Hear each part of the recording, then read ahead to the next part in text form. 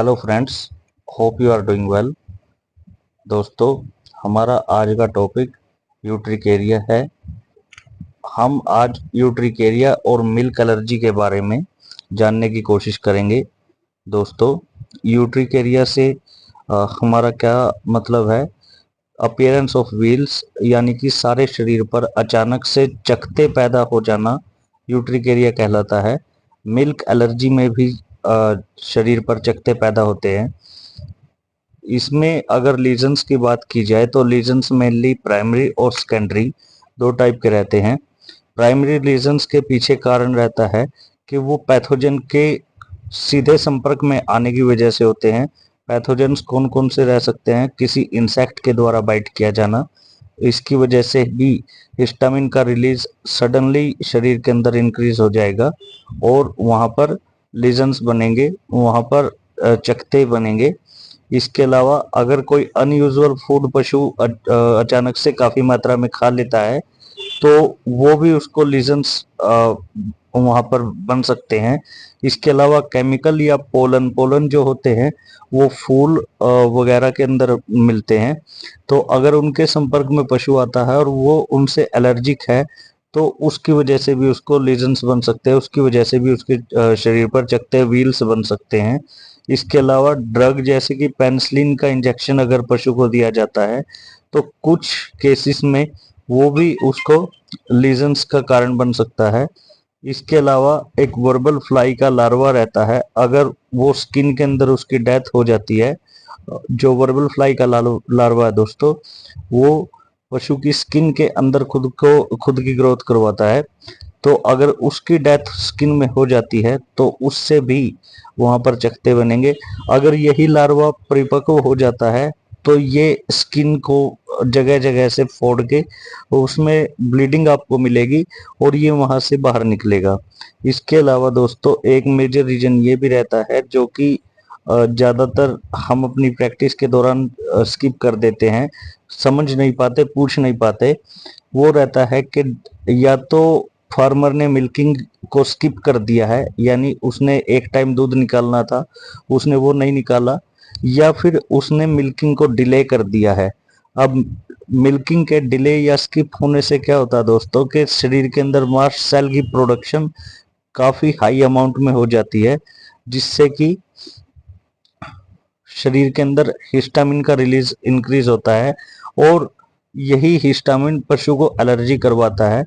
दोस्तों, अगर बात की जाए स्किप्ड मिल्किंग की तो या मिल्क एलर्जी की, तो इस केस में आपको उसकी आंखों के ऊपर और उसके वल्वर रीजन के ऊपर या स्किन के वो हिस्से जो डायरेक्ट म्यूकस मेम्ब्रेन से मिले हुए हैं उन पर आपको काफी ज्यादा मात्रा में इन्फ्लामेशन मिलेगी। वो इन्फ्लामेशन का कारण यही रहता है कि जो मास्ट सेल रहते हैं वो सबसे ज्यादा इसी रीजन के अंदर पाए जाते हैं।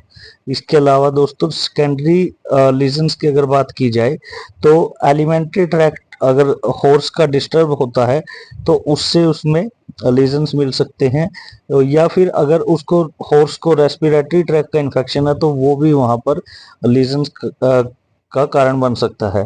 क्लिनिकल फाइंडिंग्स की बात की जाए दोस्तों तो इसमें रैपिडली और बहुत ज्यादा नंबर के अंदर शरीर के ऊपर चकत्ते आएंगे, यानी कि उनका जो शरीर पर आना होगा वो सडन होगा, उसमें टाइम नहीं ज्यादा लगेगा कि सुबह शुरू और शाम तक आए। वो एक बार एक दो चकत्ते दिखेंगे और फिर आपको विद इन हाफ आवर सारे शरीर पर ही वो चकत्ते हो जाएंगे। इस चकत्तों की एक और पहचान ये रहेगी कि ये इनका टॉप फ्लैट रहेगा और साइड जो होगी वो स्टीप रहेगी। इसके अलावा ये टच करने पर आपको टेंस फील होंगे, स्मूथ फील नहीं होंगे। अगर इंसेक्ट बाइट रहेगा तो इनमें खुजली होगी, अगर इंसेक्ट बाइट नहीं है तो इनमें कोई भी इचिंग आपको नहीं मिलेगी। अगर इसके ट्रीटमेंट की बात की जाए दोस्तों तो ट्रीटमेंट में हमें इसमें कॉर्टिकोस्टेरॉइड का यूज करना होगा। आप प्रेडनिसोलोन या डेक्सामेथासोन का यूज कर सकते हैं at the rate of 0.05 to 1 mg पर केजी बॉडी वेट। और आप इसमें आइसोफ्लूइड यूज ना करें, अगर आइसोफ्लूइड यूज करना है तो वो 5 ml सिंगल शॉट आप दे सकते हैं। आइसोफ्लूइड ना यूज करने के पीछे कारण ये है कि आइसोफ्लूइड शरीर से पोटेशियम आयन को बाहर निकलवा देता है, जिसकी वजह से पशु डाउनर में चला जाता है। इसके अलावा आप कैल्शियम साल्ट का यूज कर सकते हैं, क्योंकि कैल्शियम साल्ट जब डिस्टर्ब होगा तो उस केस में भी हाइव्स शरीर के ऊपर बन जाते हैं। अगर लार्वा की कंडीशन आपको दिखाई दे रही है, आपको दिख रहा है कि वहां से स्किन फट के और ब्लीडिंग हो रही है, तो और सब क्यूटेनियस ब्लीडिंग आपको अगर मिलती है तो वहां पर आप आइवरमेक्टिन का यूज कर सकते हैं। इसके अलावा अगर पशु एनाफ्लेटिक शॉक के अंदर गया है तो उस केस में आपको इंजेक्शन एफिनफ्राइन, जो कि एड्रेलिन के नाम से भी आता है, उसका यूज करना ही पड़ेगा। ये 0.01 से 0.02 mg पर केजी बॉडी वेट के अकॉर्डिंग दिया जाता है, यानी आप 100 केजी के लिए 1 ml एड्रेनलिन का यूज कर सकते हैं। इसे आप इंट्रामस्कुलर या सबकट रूट से दे सकते हैं। इसके अलावा कई बार हाइव्स के पीछे कारण ये भी रहता है कि शरीर में वर्म लोड काफी ज्यादा हो जाता है, और यही वर्म लोड जो है अंदर टॉक्सिन्स पैदा करता है, जो अंदर वर्म डाई हो जाते हैं, जो मर जाते हैं। उनके मरने की वजह से जब उनके शरीर में से टॉक्सिन्स निकलते हैं तो वो शरीर में पशु के शरीर में एक्यूमुलेट होने लगते हैं, जिससे कि वहां पर वर्म एंडोटॉक्सिन्स की मात्रा काफी ज्यादा बढ़ जाती है, और वो भी एक कारण रहता है कि पशु के शरीर पर आपको व्हील्स नजर आएंगे। इसके अलावा आप डायूरेटिक्स का यूज कर सकते हैं। डायूरेटिक्स में आप सिंगल शॉट फ्यूरोसमाइड ले सकते हैं।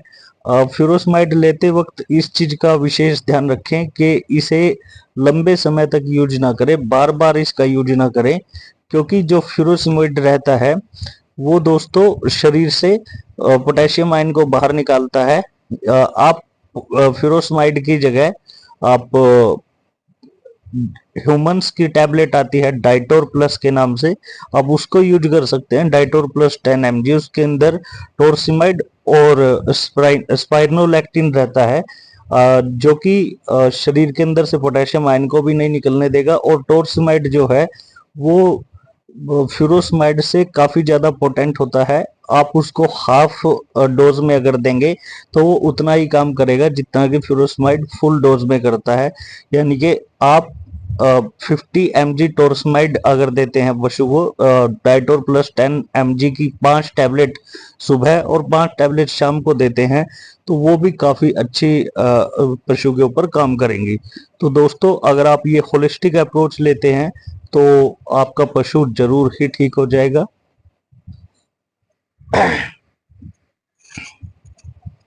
दोस्तों, हमारे साथ बने रहने के लिए आपका बहुत बहुत शुक्रिया। अपने दोस्तों के साथ शेयर करें, सब्सक्राइब करें। धन्यवाद दोस्तों।